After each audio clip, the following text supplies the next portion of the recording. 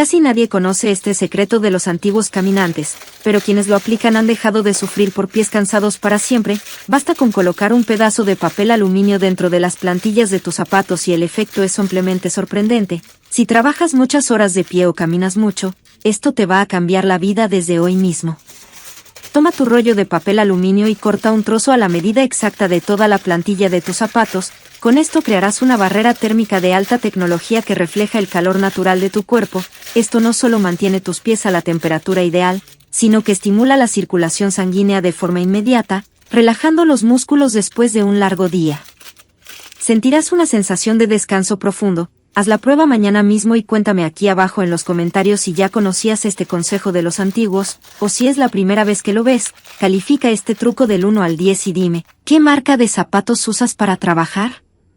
Si quieres que te enseñe cómo eliminar el mal olor de los pies con un ingrediente de cocina, escribe la palabra pies y sígueme para más secretos de ahorro y bienestar.